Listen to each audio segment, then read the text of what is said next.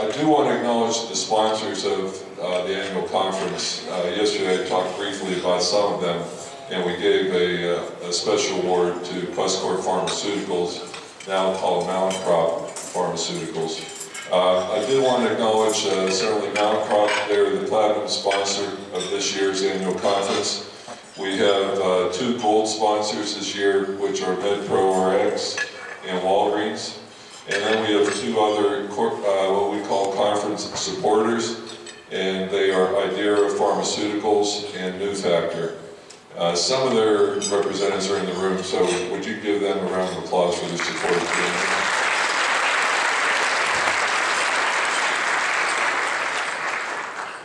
Thank you. A couple of the vendors have information about ongoing treatment, certainly Questcor with their treatment of Acthar, but there are some other trials coming up that actually have not been announced yet, which you can get information about here at the conference. Idera Pharmaceuticals has a treatment for dermatomyositis and polymyositis. They are planning a clinical trial probably toward starting maybe early in 2015. But they're in the process now of identifying candidates for the trial, or at least people who would be interested in receiving information about the trial. So Idera has a table out there. If you have dermatomyositis or poly and are interested, you ought to stop by their table. Also, Novartis Pharmaceuticals is also looking at a trial for dermatomyositis and polymyositis. They don't have a table here, but there are cards out at the registration desk and the information desk alongside registration about their upcoming trial, and they are starting to recruit patients for that. So you can find contact information on those cards. I think we all know that there are 2 very exciting trials underway right now for inclusion body myositis. That's the follistatin gene therapy trial that's going on in Columbus, Ohio. And the other trial, which is also being conducted by Novartis, is the BYM-338 trial, and that's an international trial that's about half the patients in the trial are from the US and the others are from countries overseas.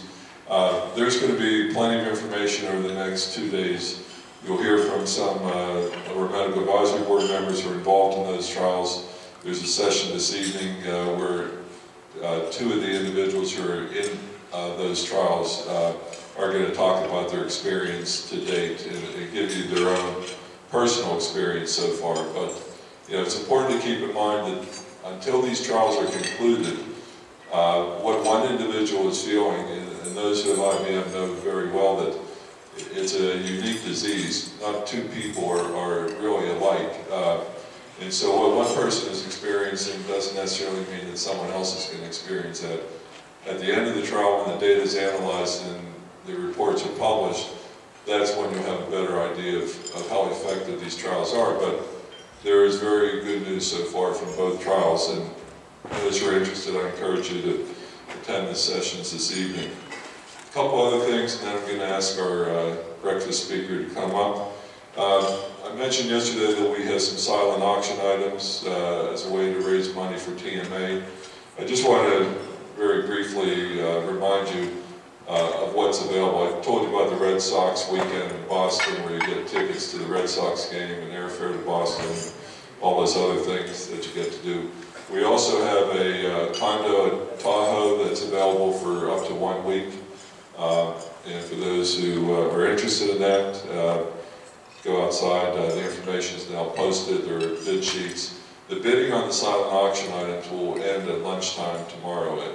We have a lunch, and right before lunch we'll collect the bid sheets and announce the winners of the silent auction items. The other item that those from Southern California may have a particular interest in, some of you may remember Ricky Bell. He is a running back for USC Trojans. He had dermatomyositis. He passed away at a very young age, partly due to the disease, and probably not getting a very effective treatment back then. And that was probably 25, 30 years ago now. Anyway, USC has given us one of their football helmets, and had it autographed by 3 of the Heisman Trophy winners, Marcus Allen, Carson Palmer, and Mike Garrett. So that helmet is out there for those who are into sports memorabilia or a Trojan alumni or enthusiasts. You might want to take a look. It's really pretty cool. A couple other things just want to mention. We always have someone available to provide insurance counseling for people who are having trouble getting coverage, reimbursement for the treatments. A woman who's at the New Factor table, it's one of the vendors outside, Michelle Greer is the person who will provide that counseling this year. So if you're interested, stop by the New Factor table, and Michelle will be there, and she'll arrange with you a time to meet privately and talk about your situation. I believe that's everything that, one last thing I did want to mention. We have, some of you may have already seen, we have these, can't see it from where you are probably, but I'm wearing a wristband. My side is wearing this wristband. And we have these wind pins, which you heard about yesterday. We have a bunch of material out there that's available to you to take home with you. There's no charge for it. We have card magnets. We have the wristbands, as I said. We also have a member survey that TMA is conducting to measure how well the organization is serving the needs of our members. There's a hard copy of that survey out there if you want to take the time to fill it out. Probably take 10 minutes, no more than that. You can fill it out at any time and just drop it off before we wrap up on Sunday. It's also going to be distributed online through email to the TMA members who've given us their email address, so you'll have a chance to fill it out online. Speaking of Sunday, I do want to let everybody know we are going to finish right at 10:30. We will not run over, I guarantee that. And so for those who are catching planes, particularly back to the East Coast, I hope you'll be with us Sunday morning. We have a very interesting presenter who's going to talk about new technologies that are available for those who have physical challenges. And it's really cutting edge stuff. Some of you may know what an exoskeleton is. There's there's the Internet of Things, which are all these electronic sensors that allow you to, by voice command, open your door and drive your. Actually, she'll talk about driverless cars as well. So anyway, very interesting presentation. She knows that we're done at 10:30. And then earlier that morning, there's a session right after breakfast called Meet the Board, where you have a chance to meet our members of the Board of Directors and ask questions of them. So, and again, the iPad drawing will be Sunday morning as well. So with that, I want to introduce our presenter, Teena Cahill. And Teena, if you want to start coming up, I'll...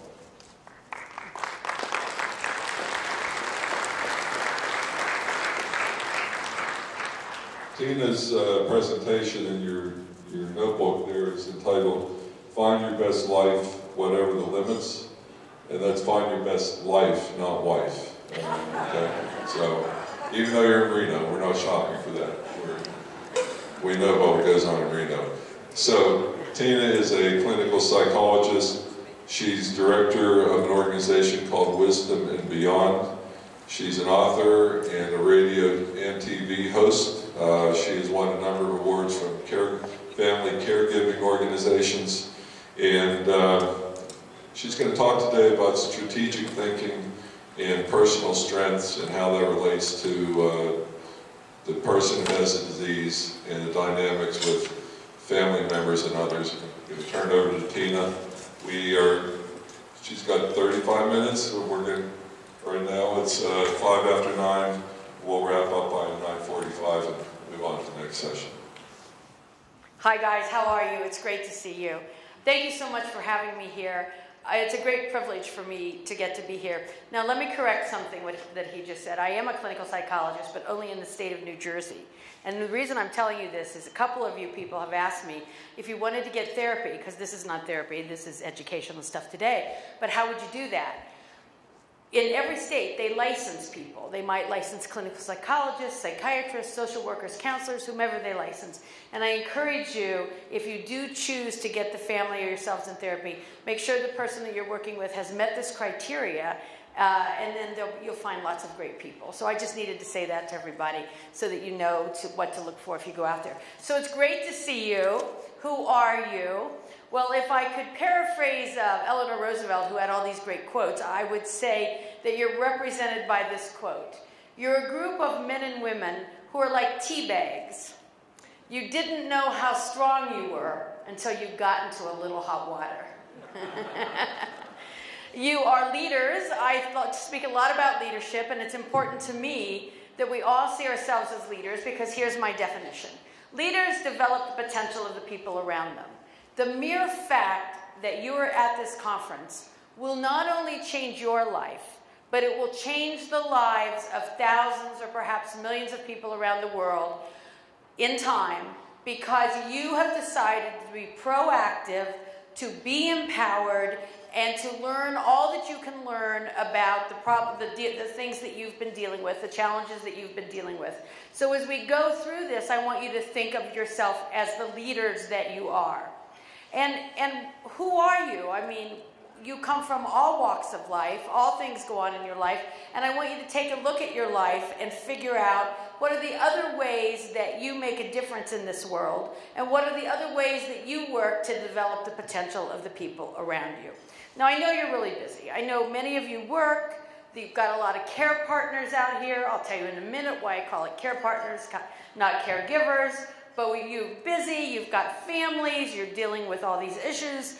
Let me just ask you, how many of you want balance in your life? Let's hear it. I want balance. Oh, come on, you can do better than that. Ready? I want balance. Well, forget it. It's never going to happen. Balance is nothing more than a myth that's been perpetrated on people for whatever reason, especially women, because you can get us to feel guilty about almost anything. In fact, Erica Jong said, "Show me a woman who doesn't feel guilty and I'll show you a man." Now, I'm not busting on you guys, because I think this is something we need to learn from you, okay? But you are dealing with a lot of things, and there is no balance. And so what do we do if there's no balance? How do we go through life when we're dealing with all these kinds of things? Well, really what we want is resilience. Resilience is the ability to take difficult things and find a way to become stronger from it, to deal with it, to make it a part of our life that we can manage. And we have the power to do that, and our bodies are sort of made to help us do that. But before I tell you a little bit more about resilience, and really one way that resilience is defined as taking a difficult situation, turning adversity into an advantage. And that's what we have to do. To do that in life, we have to look at what's right in our life and what's wrong, and then build on that. So let me tell you a little about me. Who am I? Why am I standing up here in Reno, Nevada today talking to you about this? Well, I grew up in Ohio. Anybody here from Ohio? I was just there. I just went to my 50th high school reunion. It was fun, scary but fun. It was in the 1950s. It was a very small box for girls back then. I used to get in trouble all the time for talking too much. I used to get those little check marks on my report card that said talk too much. How many people had those? Yes, all my favorite people had those. Good, way to go. And so I felt terrible about myself, but I couldn't really contain it all. And then this great leader came into my life. Her name was Mrs. Lush. She, wonderful woman, unfortunate name. And Mrs. Lush saw what was right with me, not what was wrong. And here's what happened. So I was a 4-H'er, and all my friends, the county fair for the farm kids, because I was a farm kid, but I didn't have a farm. I lived in a house next to a cornfield. The social event of the year for the farm kids was the county fair, okay? And all of my friends were going to exhibit cows and pigs and, you know, all these kinds of things. I didn't have any animals, so I was going to exhibit vegetables. But when you exhibited a vegetable, you had to have 3 of them. And I was going to exhibit cucumbers, but I only had 2. And I had a party line. Remember party lines where everybody could hear everybody else's conversation? And my mother used to say that people were listening to her phone calls all the time, and I really didn't think my mother was that interesting. I thought maybe she was like a little whack that she thought that. Well, so I call Mrs. Lush. I'm crying. I'm sobbing hysterically because I'm going to miss the social event of the year because I don't have a cucumber. And this little voice, who was not Mrs. Lush, says, "Oh, honey, you come over here and I'll give you a cucumber." So Mom was right? But Mrs. Lush says, no, we don't do that. There's going to be a speech contest, and no one from our group has entered. If you enter the speech contest, I will get you a pass to the fair for the week. That leader saw what was right with me, not what was wrong. How brilliant. Girl talks too much, have her give a speech. Works for me. I won that. I won a bunch of other things. And by the time I went to graduate from high school, James Rhodes, who was the governor of Ohio, came to the county fair. It was probably an election year, to give me a scholarship to go to Ohio State University. Go to Ohio State, get married, have 3 kids. Unfortunately, that marriage didn't work out. The 70s had happened. There were opportunities for women. Fought my way into graduate school. They really didn't want women that much, but they certainly didn't want a single mom with 3 kids, which is what I was. But I was able to fight my way in, get my doctorate in clinical psychology. And while I was there, my girlfriend called me up one night and said, Teena, I taught college at an Air Force base while I was going through to getting my doctorate to have some money. And so she called me and she said, Teena, you know the Air Force base where you teach? I said, yeah. She said, well, you know the sleazy bar right by the Air Force base? And I, yeah. She said, well, I met this guy, and he's going to be there tonight, and I really need you to go with me. I said, I can't go with you. I've got the kids. I don't have a babysitter, blah, blah, blah. And she said the thing that all girlfriends say. She said, you owe me. Got a babysitter, found something to wear, went to the bar. What do you think happened in the first 5 minutes? She dumped me. I'm sitting on one of those high bar stools. Like, is this guy a mass murderer? Who is he? Where did she go? I don't know what to do. When this guy with twinkling eyes came up to me and said, you don't look very happy. And in my most secure moment, I said, I don't belong here. I'm the psychology instructor. His name was Brooks. He was the commander of a squadron of Marine Corps fighter pilots in the reserves by that time who were on deployment. And he was also at that time a co-captain with American Airlines and went on to be a captain with American Airlines. We got married. He had 3 kids. I had 3 kids. It was sort of like dogs, kids, and rock and roll. He came with great kids, and this dog that looked like a wolf, his name was Smokey, decided to have a birthday party for Smokey because he was turning 12. My mom came up from Florida, invited all the people, having a big cookout, got a big cake, and then, I'm not kidding, the night before the party, Smokey died. So I say to my mom, hey mom, it's almost your birthday. I'll just scrape off the name. So she, are you kidding me? I'm not coming out of the house. I saw what happened to the dog. Came home one day, there was a note on the stove that said, Dad and Teena lost a snake in the house, love Christy. It was like, what? And actually, everybody tried to tell me that the snake had died. Do you know that that snake was found 1 year later alive on the family room floor back when we had that shag carpeting?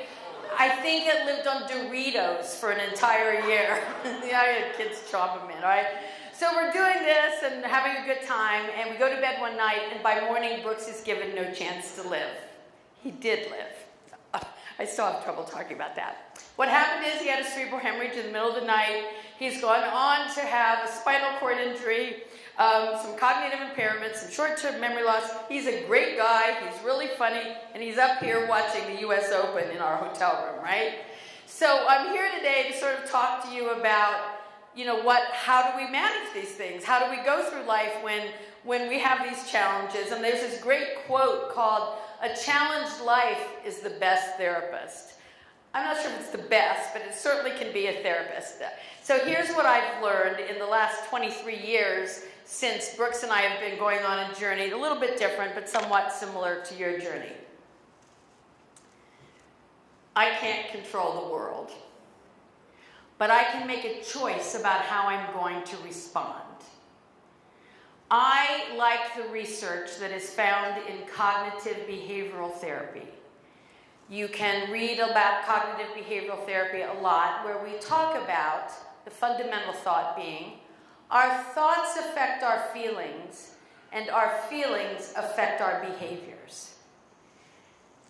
We know that our brain can really help us out a little bit here when we make a choice about how we're going to think. It turns out that when Brooks was very bad and they gave him no chance to live, I think that my training kicked in, and I think we have to form great partnerships with our medical people. But I made a choice to see what I could do if there would be something that could happen that would help him make it through. And we got lucky, and some great people jumped on that bandwagon and helped him do that. People are not always that lucky. But even in the little things in life, we can make a choice about what we think. Because when we're looking at things and seeing what's wrong as opposed to what's right, we get stressed, right? We all get stressed. And we know that we have this mind-body connection. You know, they used to think that the mind was up here and the body was separate, but you guys know that this is all one big connection. And so it turns out that what we think really makes a big difference in how things can turn out. So if you remember those words, our thoughts affect our feelings and our feelings affect our behaviors, then let me tell you a little bit about some of the research that goes on that some great people have done to let us know a little bit how to use this brain of ours as a tool. But before I talk a little bit about the brain as a tool for stress management, what's the #1 stress management thing in the world? Who knows? Exercise, right? Now, I know that some of you have special issues around that, and I would never want you to do anything without talking to your healthcare professionals first.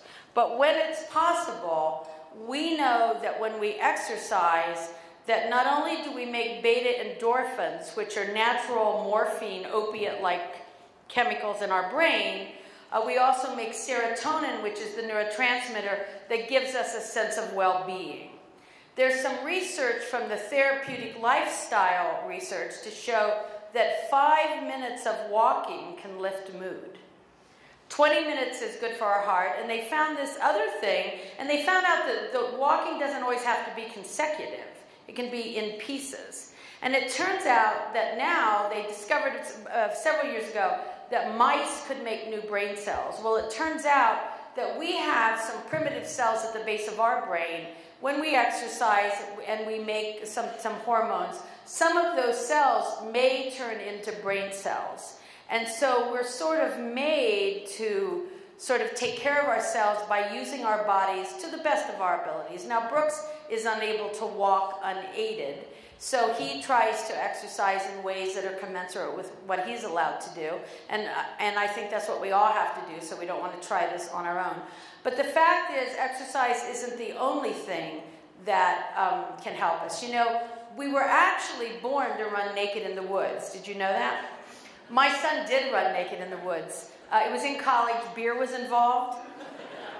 In Australia. I didn't like getting that call that night. He's a great guy. He's a very well-known ecologist now, so it's all okay. But we are born to run naked in the woods, and when we see danger, we have these early warning signals that go off in our body. They're called emotions, right? And when we have something that's frightening, our body makes stress hormones. You know that, right? And so the reason they talk about exercise, one of the reasons besides what I just said, is exercise helps dampen down the stress hormones. It negates the effects of stress hormones. But guess what else they found? How we think. You know, when the guys started cognitive behavioral psychology back in the 50s, and I was lucky enough to know some of the original researchers as I went through my professional career, they knew that it was effective, but they didn't always know why. And now this is what we know. There's a wonderful book by Jerome Groopman you might want to get called The Anatomy of Hope. It turns out that when we have positive or hopeful thoughts, we make beta endorphins just like when we exercise. And we make serotonin, which is the neurotransmitter that gives us a sense of well-being. So this is one of the reasons that we want to really think about how we're thinking so that we can take care of ourselves, because there are tough times, and how we look at things really makes a difference. One of the things that I said to you a couple minutes ago is also about ourselves, is understanding that resilience is what we really need to get through life. And resilience, I believe, is this platform for self-care and as well as for leadership. So now we have some people that have moved beyond that a little bit and said, well, let's take a look at happiness. What makes us happy in this world? Can anyone shout out what makes you happy? Ice cream, cake, I don't know, right? Well, there's a fellow at the University of Pennsylvania by the name of Martin Seligman. And the story goes, I don't know him personally, the story goes that he used to study depression all the time, and apparently he tells the story in one of his books. His book is called Authentic Happiness. I highly recommend it. That apparently a daughter asked him why he was being cranky, and she had said she had turned 5 and she wasn't going to be cranky anymore. That's the story I've heard, right? And that got him thinking about how he might want to look at happiness. So we've got all this research now on how can we be happier? Well, it turns out that unfortunately, Bo Derek was not right. She said, whoever said money can't buy you happiness simply doesn't know where to shop. Unfortunately, that's not what it's about. Actually, it's not about that at all. Happiness is defined as finding and using our strengths and having a passion and making a difference. And I think that's what a lot of you guys do. You learn about the new drugs, you learn about this disorder, you really have a passion and certainly an invested interest in it, and then you end up making a difference for other people. So happiness is really about finding what we love to do, having a passion about that, and making a choice to go forward in life in a way that makes a difference for other people. But it turns out there's some little boosters that we can do in terms of making ourselves feel happier. So here are some of the boosters they talk about. Let me think if I can remember them. One of the boosters is having a pet, being in nature, listening to music. These are all happiness boosters. Let me think. Doing something for somebody else, 5 random acts of kindness a day. Apparently not 3. The research was on 5 random acts of kindness a day. Looking at pretty things, helping a neighbor, doing things like that. But the number one thing that is correlated with happiness is growing African violets. So there was this woman. And she was really cranky, and she wasn't very nice, and nobody liked her, and she never came out of her house. And finally, one of the neighbors called social services, and they had a doctor come, and the doctor came, and the doctor said, what can I do to help you? She said, you can't do anything to help me. I hate my life. I have a terrible life. Everybody's mean. I don't like blah, blah, blah. And so the doctor turned to her and said, well, the prescription that I'm giving you is to grow African violets. And she left the house. And the woman is really mad. What kind of a doctor is that? Who sends a doctor like that? So she called social services and she said, I just want you to know that you've got the worst doctor in the world. I've never heard of anybody like that. And then she hung up the phone, and then she sat there and she stewed and stewed. And after about a week or two, she said, you know what I'm going to do? I'm going to go buy myself one of those African violets, and I'm going to show that doctor. She doesn't know what she's talking about. So she went out and she bought an African violet. And she sat there and she watched it. And she watched it for a week or two. And she realized it was getting kind of limp. And she said, do you think it needs water? So she gave it some water. And it perked up. And then she sat there and she watched it some more. And then she realized it was getting pale. It didn't look very green anymore. And she said, do you think it needs food? So she went and got some food. And then next thing you know, she has 5 African violets. They're propagating. She has 10. She has 20. Her house is filled with African violets. They're all over the place. She can hardly get out. She's talking to the people on the phone about African violets. Everybody in town is growing African violets. And they call her because she's now the guru on African violets. And when she died, 10,000 people came to her funeral and said, have you ever met such a happy woman? And really and truly, that is what life is about. It is about us, but it's really also not about us. It's about us, but as Mrs. Lush did, it's about developing the potential of the people around us. As you go through some of the challenges that you go through, a thought that I would have is that you're helping the next generation of people know more and more about how to handle these different illnesses. And you are pioneering for them, and the fact that you come to this conference and you get involved in these things sets people up to learn and to grow and to know more. So I hope you guys will see yourselves as the leaders that you certainly are. Now, happiness is a fun thing to do. It's good to be happy. So after Martin Seligman started looking at happiness in terms of how we could be happier, then we have this whole new field of psychology called positive psychology. You know, people used to always think psychology was about what was wrong with us, but we actually, again, we make change by looking at what's right about us quite often. And so in the field of positive psychology, we find that gratitude and appreciation and working in the welfare of others is really what's correlated with people having the lives that they think are the most valuable lives, the lives that they love. And there's a lot of research on this, and I could go on. There are areas where Christopher Peterson wrote a wonderful book called Positive Psychology, and you might want to read it because it goes into the research that was going on where we sort of figured out that working in the welfare of others and trying to make a difference is correlated with the best feelings about our life. But also, there's a lot more that goes on around that, and they've now taken it into some longevity. And there's a guy by the name of George Vaillant who wrote a book called Living Well. And they did a study of Harvard graduates to see what the variables were in terms of longevity. And one of them, of course, knowing that life is a crapshoot to some extent. We never know what's going to happen, right? But by the same token, we know that a great life and a life that, you know, that they found, it's really about gratitude, appreciation, and making a contribution to the people around us. And these are the things that we can do to help ourselves have better lives. And I think a better life is something that we all want to have. Now, I know that in the audience, from talking with people, that we have a lot of care partners. Can you figure out why I call that care partners now instead of caregivers or care receivers? Because that is a cognitive reframe.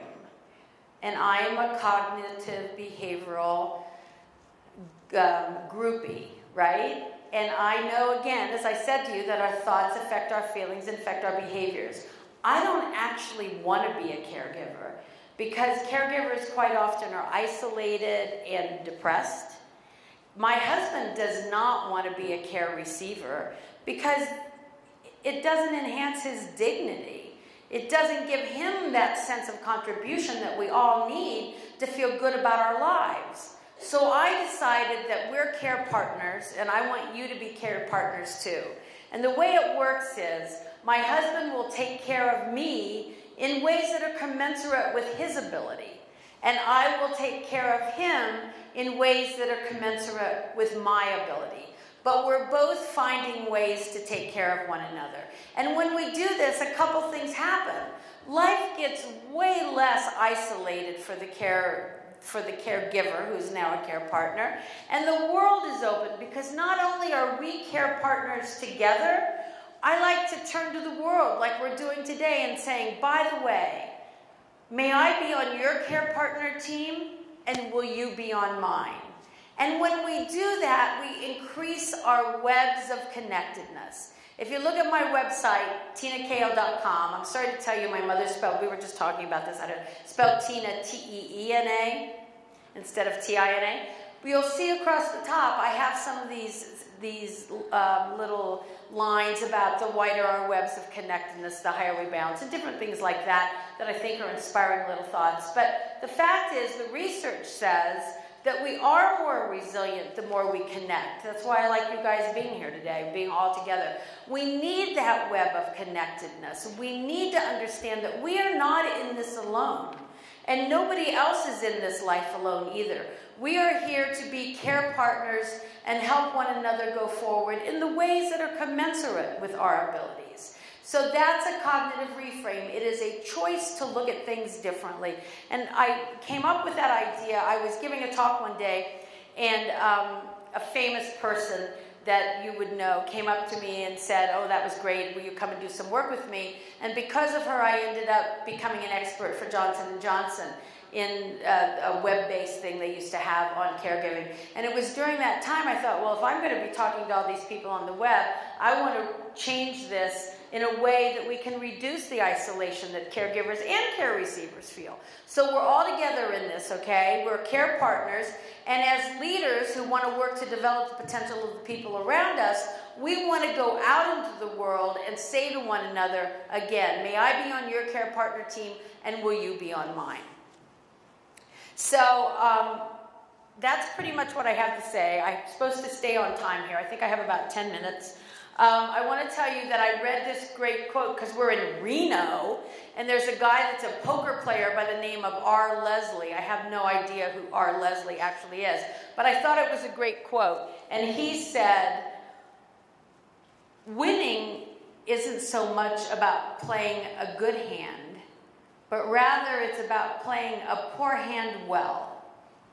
Well, I don't think any of us has to look at our lives and think of it as a poor hand. I certainly do not look at the life that Brooks and I have as a poor hand.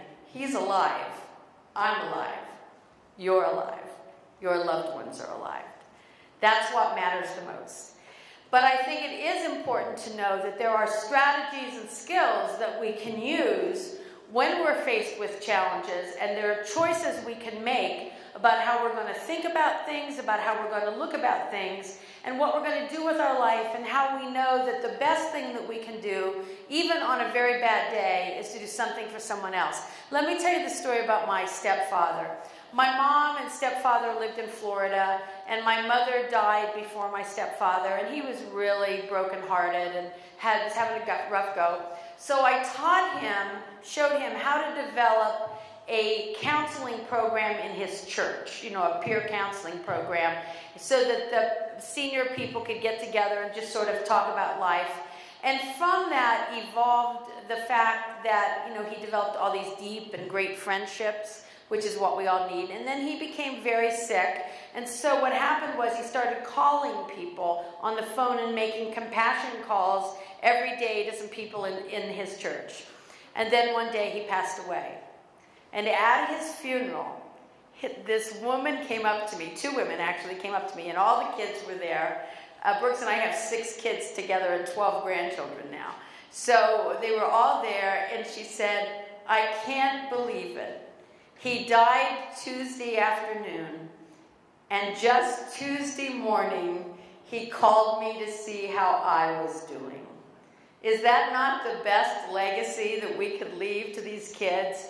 To understand that no matter how tough things are, no matter what kind of a tough time we're having, one of the ways that we can not only take care of ourselves, but make a difference as a care partner in the world, is to reach out to other people and let them know that they're cared about, that someone is paying attention to them, that they are not in this world alone. And without going into a tremendous amount of detail on the research, just trust me, there's a lot of research to support that that's a great way to live our lives. So I brought some little quotes that I thought I would share with you guys that I think are relevant to some of the things that we're going through. Adlai Stevenson. I fell in love with Adlai Stevenson at like 8. It must have been one of the political conventions. I was watching him on TV. I have no idea why. But I always thought he was such a smart guy, and then I read this quote and I agreed. And I think JFK actually paraphrased this quote and used it a little bit too. But what he said about Eleanor Roosevelt was that she would rather light a candle than curse the darkness. Well, that's what we need to do. We need to learn all we can learn about the things that matter. But then the way to have a great life is to light that candle and see the bright light and use that light to illuminate the world and to see the darkness, because that will never go any place good. Now, we've got a lot of care partners here, so I thought we would use the wisdom of Phyllis Diller, who said, never go to sleep mad, stay up and fight. I think it's a pretty good idea, actually. George Patton said, and I love this, courage is just fear held one moment longer. I'm not sure if George and I would have gotten along, but I really like that idea because we all get afraid.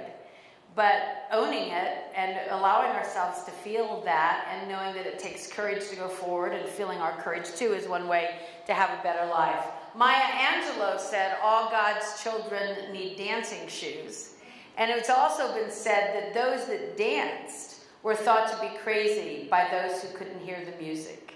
I encourage you to find your music and get out there and dance to it regardless of what anybody else says, because your resilience and your health rest in you being determined to hear and have fun with your music.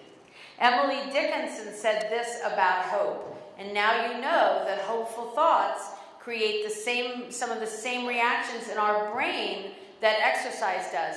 And you know, here's the deal. Even if we don't believe it, see, the brain is, the mind is inside the brain. So if we're having a bad day and we're trying to think positive, but we're having trouble, even if we don't believe it, Martin Seligman talks about this, it's called learned optimism.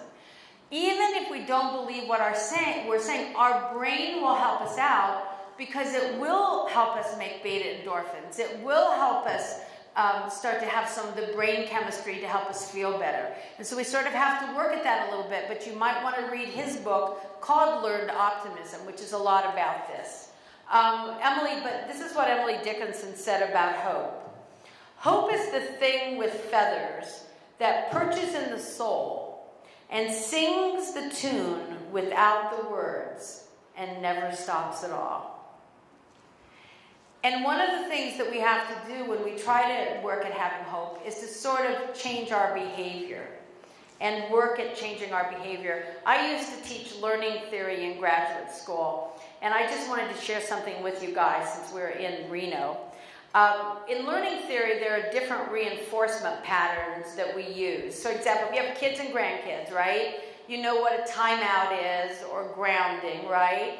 Well, that's based on B.F. Skinner's work, which is when you do this, then you get this. So you don't get this if you don't do that. And then we set up contingencies for people so that they can learn how to have the appropriate behavior. Or with a little kid, when they act out, we say, well, you're getting a timeout, right? So that's one kind of learning theory. In fact, I'll tell you, this is important to me, so let me just tell you this. So, like, here's the deal. Anxiety inhibits learning. Do you guys know that? Anxiety inhibits learning. Because of all the things that go on in the brain, we don't learn so well when we're anxious. And so punishment inhibits learning. So we want to teach kids, this is for the grandparents and the parents out there, we want to teach kids the right behavior, but when we actually ground them, it's kind of a punishment, right? Because you can't go anyplace. Or if you have a timeout, it's a punishment.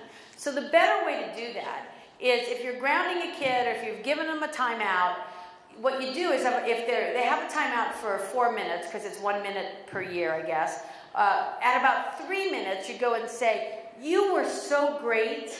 You were so great at sitting there just like I asked you to. I'm going to let you out of this timeout early. And then you turn a punishment into a reinforcer. Do you understand what I'm saying? People learn better, we all learn better when we think we can do something right. We all learn better when we think we can succeed. So that's one kind of way that we manage behavior. But the most effective way to manage behavior is the person never knows when it's called a variable interval or a variable ratio of reinforcement. Where are we? Clearly, they know the research, right? So when you never know whether the payoff is coming, that's the kind of reinforcement that keeps our behavior hooked in more. I just thought you should know that since we're all here. Nothing wrong with being hooked in. It's fine. Just know you're being hooked in. Okay. Joan Baez, one of those great psychologists of all time, said, action is the antidote to despair. And certainly I think we all feel that way. One of my favorite quotes is by T.S. Eliot. We don't have the time to get into a lot of communication stuff, but it's really fascinating. But T.S. Eliot said, since feelings come first, he who listens to the syntax of things will never wholly kiss me. Feelings matter. And sometimes we think we can't talk about them. Sometimes we think we shouldn't have them. But if we listen to our loved ones and to people around us, I tried to talk about listening with our third ear, where we don't just listen to what somebody's saying, but we try to figure out what's the feeling behind those words. And when we do that, I think that's really when we make a connection with the people that are around us and we form better relationships. And good relationships are really important to our health. So that's about it. I just wanted to tell you our experiences and how we've sort of gone through life and what we've done to sort of try to have a better life, and leave you with some ideas for some of the quotes that I find to be inspiring. And I'm going to leave you with my very favorite quote, but I hope you guys won't be upset with me, but I think it's hysterical. Eleanor Roosevelt is a treasure trove of quotes, by the way, but this isn't exactly her quote, so here's the deal. I want us all to be Eleanor Roosevelt roses. You know, she was so excited because they named a rose about her. She was just thrilled to have a rose out there about her. And she had a relatively tough life in some areas too, and she was so thrilled to have this rose. And then she read what it said in the catalog as it described the rose. And I'm going to tell you what it said, and as I leave you today, I want you to all think of yourselves as an Eleanor Roosevelt rose. And here's what it said. Not always so great in a bed, but terrific up against the wall. Have fun, guys. Thank you.